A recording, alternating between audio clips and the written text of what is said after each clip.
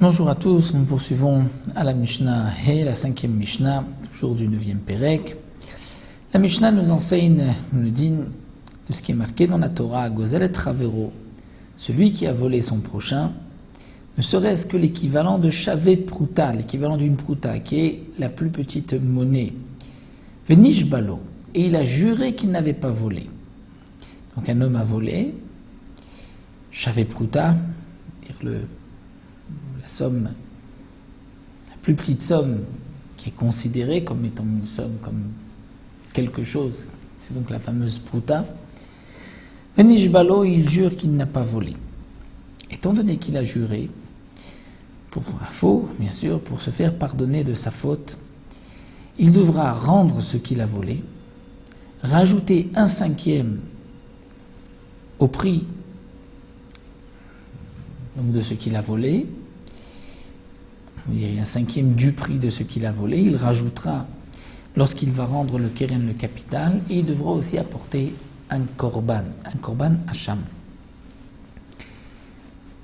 La Mishnah nous dit, étant donné qu'il a volé Shavé Pruta, il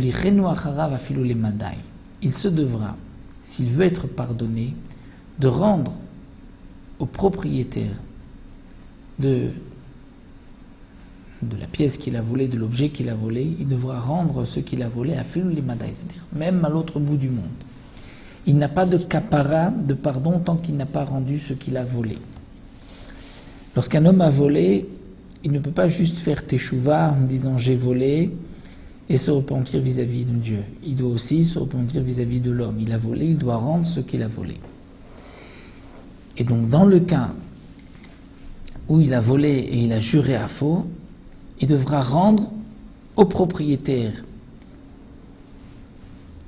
de la pièce, il devra lui rendre la pièce qu'il a volée, par exemple. Mais l'oïten, l'olibnov, l'olishlochu, il ne pourra pas donner au fils de cet homme-là, ni au shliach, c'est-à-dire à quelqu'un qui a été, dire qu'on pourrait mandater, lui dire reçois, prends pour le propriétaire. Sauf si c'est le propriétaire, on va dire de la pièce qui dit devant 2 témoins, une personne va récupérer cette pièce quand elle m'a volé. Aval noten les shliach beddin. Mais s'il ne peut pas faire autrement, s'il ne retrouve pas le propriétaire, donc les Chachamim ont institué pour ne pas fermer la porte devant celui qui veut faire teshuva, les Chachamim ont institué qu'il va donner au shliach beddin, c'est-à-dire un responsable du tribunal. Un responsable du beddin, il donnera cet argent et lui va donc faire un kinyan, un acte d'acquisition pour le propriétaire, pour celui qui a été, donc le nixal qui a été volé, et le beddin devra garder cet argent jusqu'au jour où le nixal viendra le récupérer. Ve'im met, dans le cas où le propriétaire, celui à qui on a volé cette pièce est mort, yarzir li yorshav, celui qui a volé, qui veut faire teshuva, devra rendre aux héritiers de cet homme-là, il devra rendre l'argent et ainsi il sera pardonné. C'est pour cela que nous avons aussi un pasouk dans la Torah, que lorsqu'un homme a volé à un converti, à un guer, le guer, s'il n'a pas laissé d'enfant, n'a pas d'héritier, étant donné qu'un homme qui se convertit est kekatan shenolad, est considéré comme un enfant qui vient de naître. Donc il n'a pas d'autre héritier que ses propres enfants.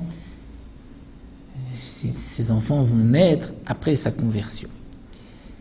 Donc dans le cas où un homme a volé à un guer et qu'il ne pourra donc pas rendre au guer ni à ses héritiers dans le cas où il n'en a pas, comment va-t-il réparer sa faute? Ça, la Torah nous dit, il donnera au Kohanim. C'est une xérat hakatuv. Mais dans le cas où cet homme-là a des héritiers, il se devra d'aller chercher les héritiers ou d'aller chercher la personne, le nixal, même à l'autre bout du monde pour rendre ce qu'il a volé.